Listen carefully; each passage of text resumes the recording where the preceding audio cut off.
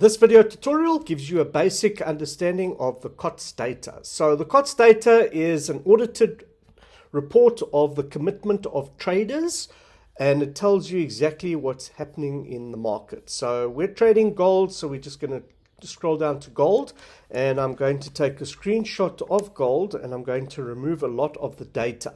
Now this data comes out every Friday at GMT plus 2, 7 o'clock in the evening in South Africa, so you can watch out for it. Now, to understand what this information is, we're just going to enlarge it so that you can better understand it. Okay, so last week it came out on the 10th of October, and it tells you what happened from the previous week to that date, the 10th of October, Friday the 10th of October. Okay, so over here you can see that these are the long positions that the institutions are holding, and these are the short positions that the institutions are holding. So this gives you an idea, okay, of what the sentiment is long term of the institutions.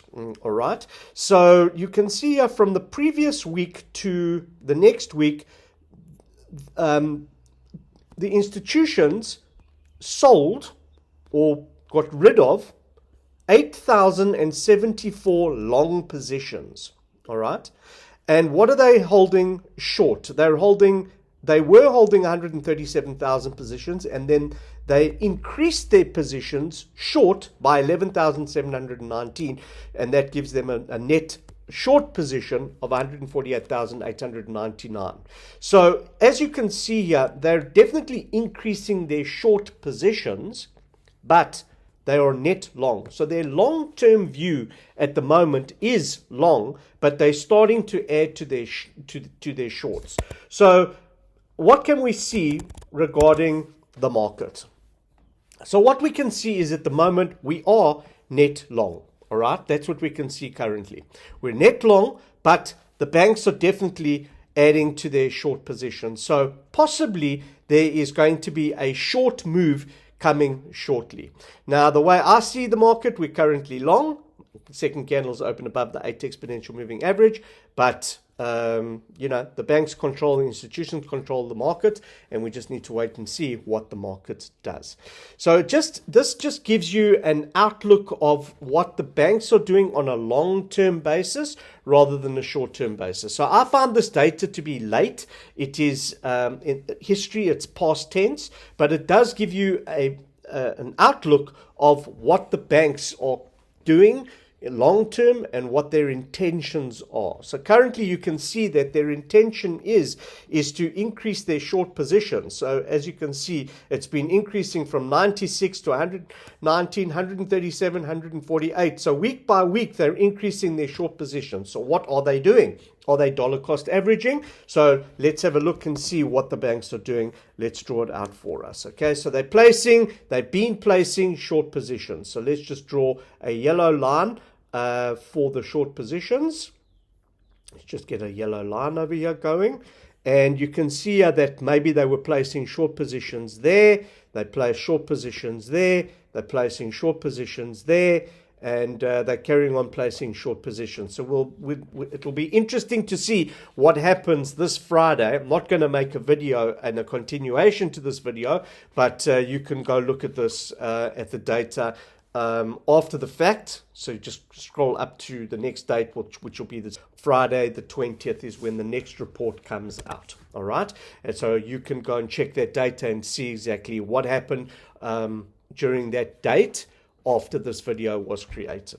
All right, so let's try and understand what the banks are doing. All right, so let's say the bank moves the price short. So remember, it's dollar cost averaging. So let's say they take a sell position and they sell and the price goes all the way down here. Now just remember that there is that big gap over here, so that gap needs to be closed that they created the day of the Middle East war that started in October. Okay, so let's say the price comes down to here. All right, this position is in a loss.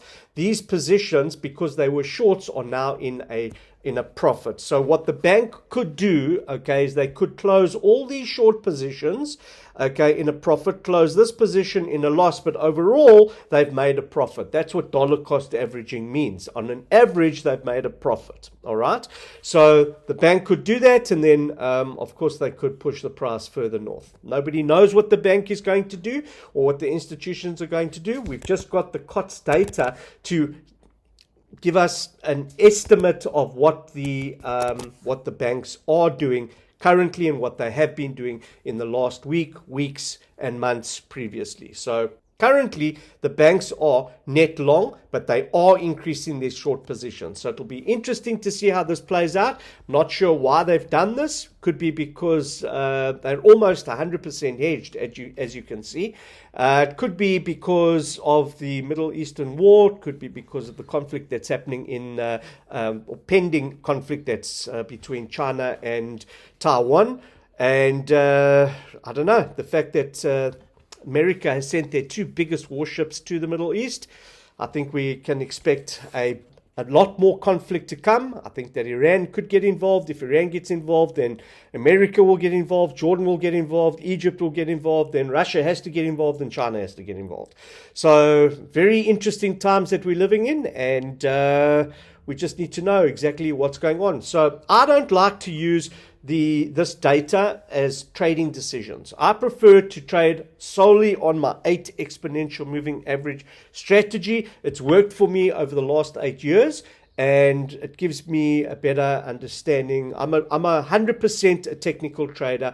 I'm not really watching the news, and my head is not buried in the news, and I'm not all doom and gloom with regards to what's happening all over the world. I'm aware of it, but I mainly focus on my technical analysis, and I make trading decisions based on my technical analysis. So I hope now that you understand what this report is, why Guy talks about it, and why a lot of the fundamental traders out there. So Guy says that it's a combination of both. He uses a combination of both. He uses a combination of the fundamentals together with the technicals to make trading decisions. I make trading decisions solely on technical analysis. How you do it is up to you.